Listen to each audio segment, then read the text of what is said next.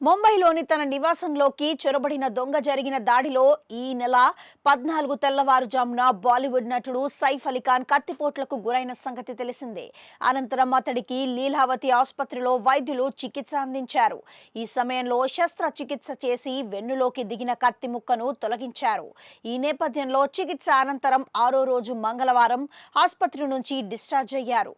ఈ సందర్భంగా షిండే శివసేన నాయకుడు సంజయ్ నిరుపమ్ స్పందిస్తూ కొన్ని సందేహాలు వ్యక్తపరిచారు. దీంతో ఈ సందేహాలు నెట్టింట వైరల్ గా మారాయి. దీనిపై వైద్యులు స్ట్రాంగ్ గా రియాక్ట్ అయ్యారు.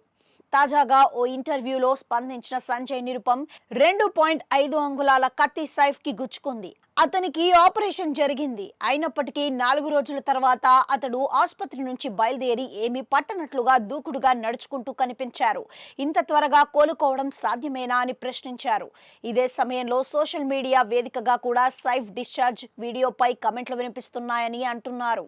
ఈ సమయంలో బెంగళూరులోని international cardiology HOD doctor Deepak Krishnamurthy స్పందించారు.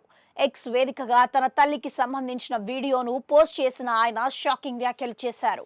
ఇందులో భాగంగా సైఫ్ అలీ ఖాన్ కు నిజంగానే వెన్నుముక ఆపరేషన్ జరిగిందా లేదా అనే సందేహం ప్రజలతో పాటు కొందరు వైద్యులు కూడా వ్యక్తపరచడం తమాషా అన్నట్లుగా స్పందించారు.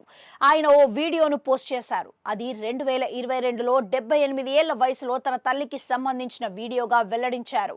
ఈ సందర్భంగా ఆ వయసులో తన తల్లికి వెన్నుముక ఆపరేషన్ జరిగిందని, అదే రోజు సాయంత్రం ఆమె వాకర్ సాయంతో నడిచారని, ఇక ఫిట్ గా ఉండే వ్యక్తులు మరింత వేగంగా కోలుకోవచ్చని, ఈ నేపథ్యంలో సైఫ్ అలీ ఖాన్ కోలుకోవడం పెద్ద విషయం కాదని ఎక్స్ వేదికగా పోస్ట్ చేస్తూ వీడియోను షేర్ చేశారు.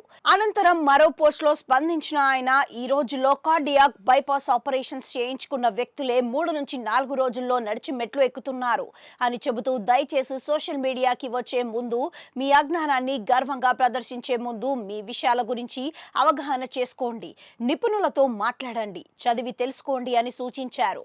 దీంతో సైఫ్ అలీ ఖాన్ ఫిట్నెస్ పై వస్తున్న సందేహాలకు అద్భుతమైన రీతిలో ఆన్సర్ వచ్చేసినట్లే అనే కమెంట్లు వినిపిస్తున్నాయి.